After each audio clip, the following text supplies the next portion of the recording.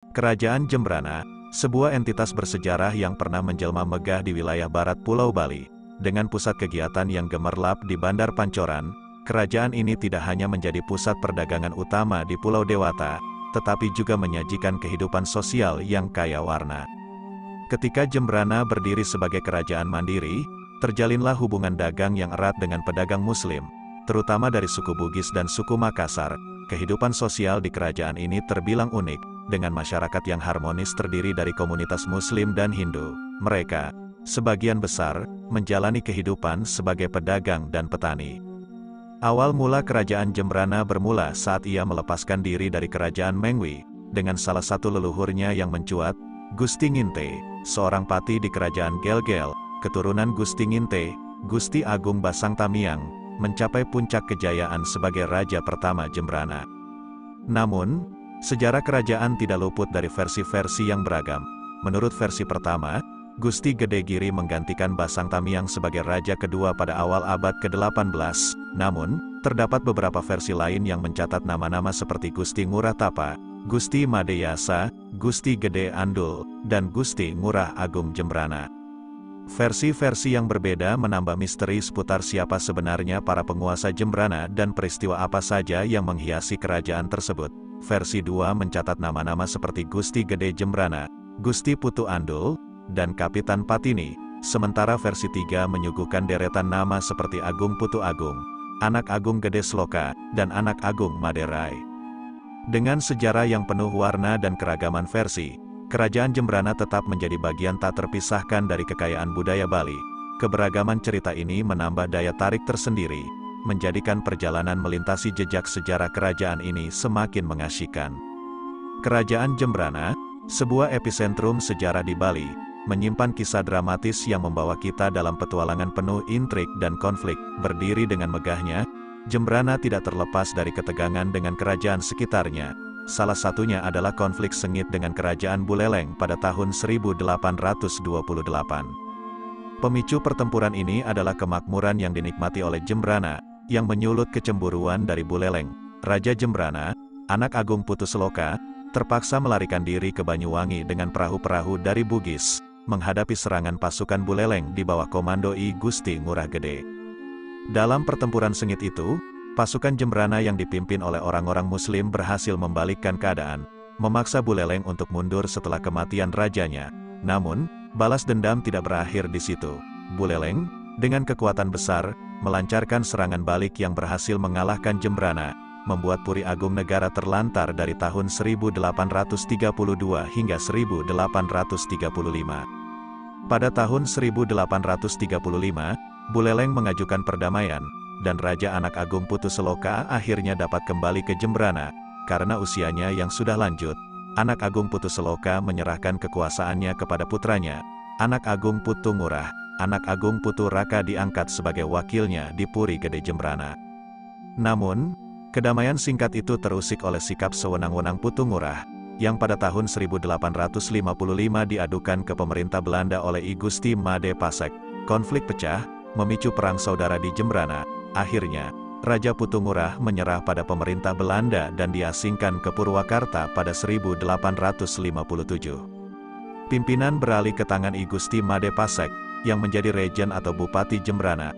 Namun, kesepakatan rahasia dengan Belanda membuatnya mendapat tentangan dari punggawa setempat. Pemerintahan I Gusti Made Pasek berakhir tragis pada 1866, saat ia ditangkap dan diasingkan ke Banyumas. Pergolakan tak berkesudahan membawa Jembrana ke tangan I Gusti Agung Maderai pada tahun 1906.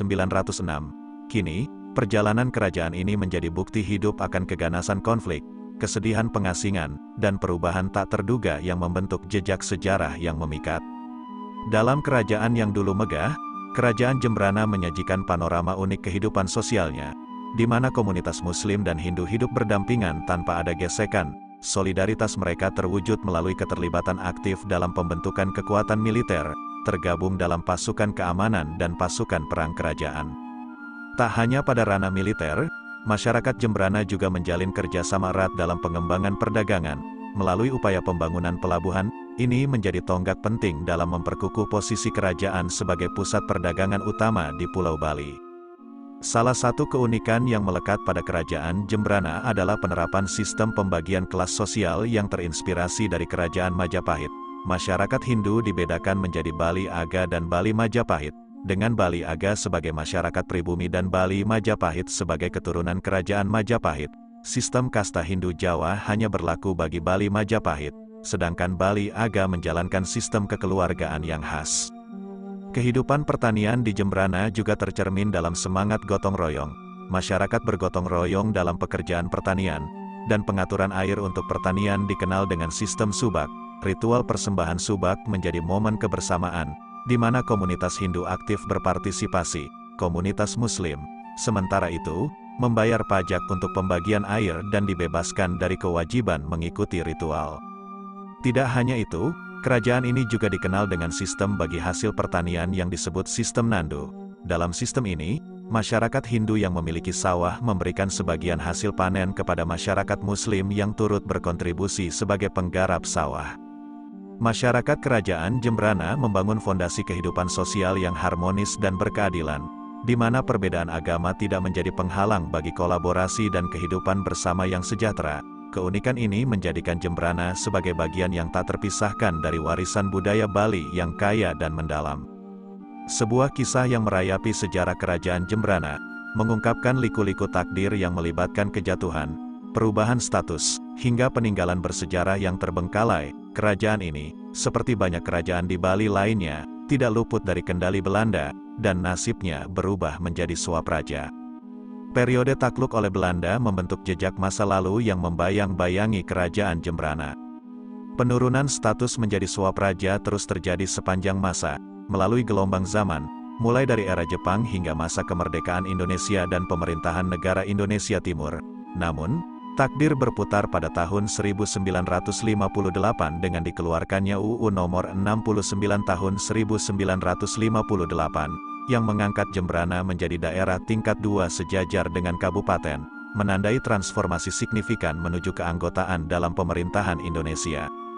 Meskipun perubahan status menggiring Jembrana menjadi kabupaten, namun salah satu peninggalan megah dari kerajaan ini tetap bertahan, Puri Agung Negara Jembrana. Saat ini, sayangnya, keadaannya terbengkalai, menimbulkan nostalgia akan masa gemilang yang pernah dicapainya. Puri, sebuah istana tradisional di Pulau Bali, menjadi saksi bisu perjalanan bangsawan. Dalam sistem Triwangsa atau kasta, Puri menjadi tempat tinggal para bangsawan ksatria. Raja Jembrana keempat IDI Gusti Agung Sloka memiliki peran besar dalam menciptakan Puri Agung Negari di negara Jembrana, yang juga dikenal dengan sebutan Puri Agung Negara Jembrana, kota negara, yang diposisikan sebagai pusat pemerintahan, ekonomi, dan budaya sejak tahun 1830, menjadi kota istimewa sebagai kedudukan istana atau Puri Agung Raja.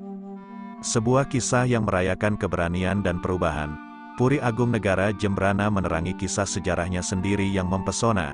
Meskipun ditinggalkan oleh waktu, peninggalan ini tetap bersinar sebagai bagian yang tak terpisahkan dari warisan budaya Bali yang kaya dan mengesankan.